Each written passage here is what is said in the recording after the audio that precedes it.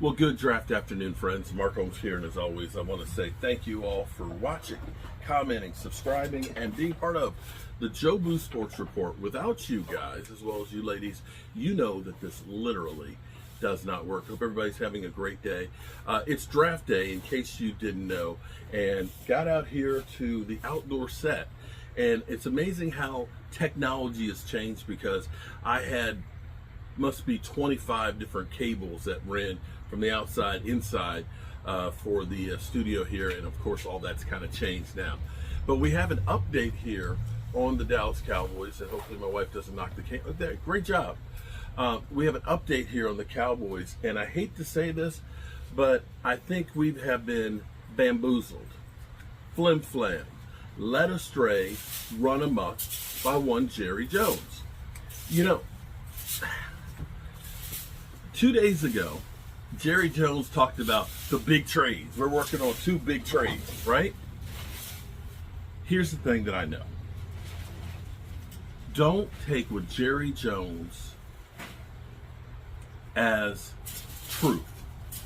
Let's be real here. This is the same guy that said, we're all in. You remember that, right? You remember that, okay? So remember when Jerry Jones says we're working on 2 trades. Now, what I will say is this. If Stephen Jones had said we're working on 2 big trades, I'd believe it. That I would actually believe, because Stephen Jones, as much as you may not like Stephen Jones, as much as Catboy may get on your nerves, I get it. None of us are really big Catboy fans. The thing is, when he says, we're looking at making trades, we actually did, and we got Joe Milton. When he said we're going to be selectively aggressive, we were. And we were selectively aggressive at actually trying to make some moves. So when he says something, you can believe it. I'm trying to remember the last time that Jerry Jones said something and we actually followed through on it. I'm asking you guys because I don't remember. I honestly and truly don't remember the last time Jerry Jones said we were going to do X and we did X. I don't want to say Jerry Jones is full of crap, but if we don't pull off a couple of trades here, I'm going to say Jerry Jones is full of crap. Really, I'm serious. Jerry Jones is full of crap.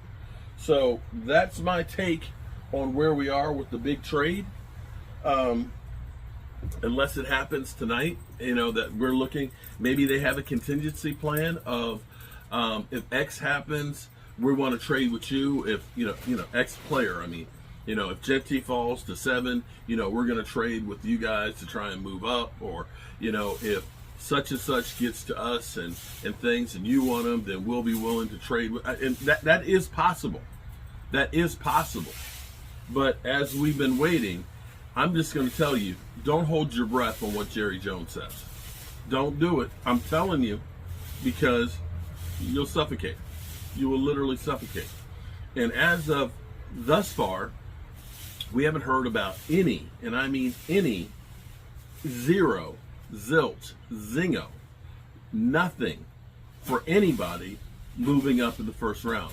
And I think that this might be an actual first, that there hasn't been a single trade in the first round on the day of the draft or before.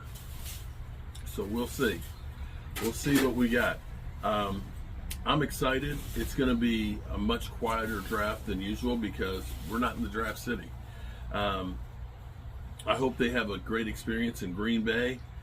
I'm not sure about some of the things that the NFL does anymore, that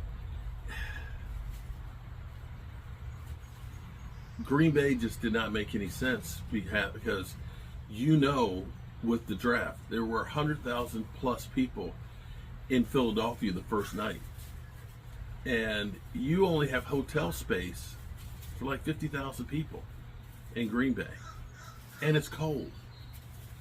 So I guess Green Bay deserves to get some love and things like that, but sometimes you make mistakes, and I think that that's definitely one of them, because I enjoy going to the draft, but there's no way in the world that the Joe the Fan, the broke-ass media, people like me, can afford to go spend $1,000 a night at a Days Inn. Just won't happen. But hopefully our Cowboys will make some moves that end up making a difference for our team. And one other thing here too, Holly Pierce. Holly said for me to tell Tracy that I need some more viney plants.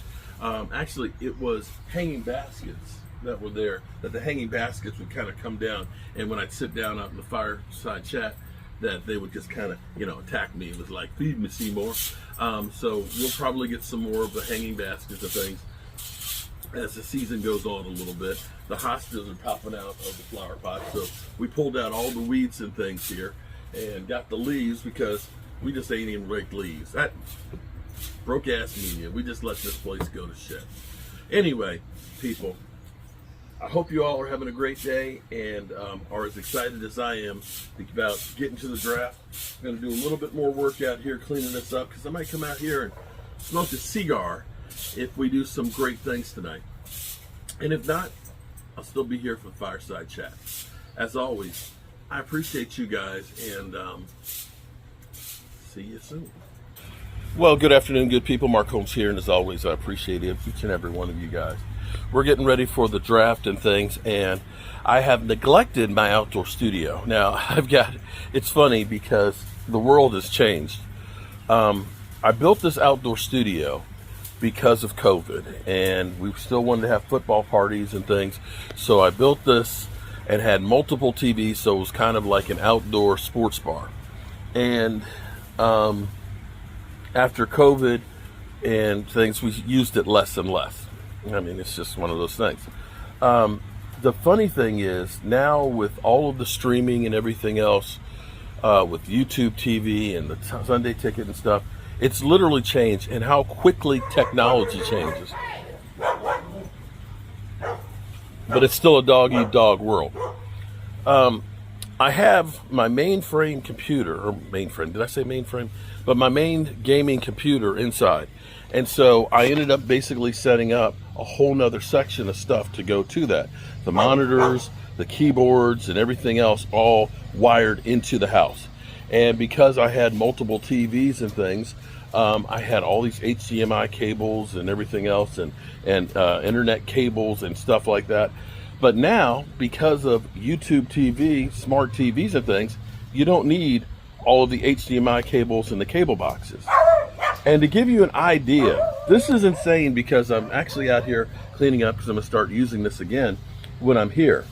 This is literally what YouTube TV has done. Take a look. All of that. All of that used to have to go inside to my main computer and to run all of the monitors and everything else. Here's where it gets to be funny, because I have a gaming computer laptop that has 2 monitors, extra monitors that go on it. Just slides onto the back of it.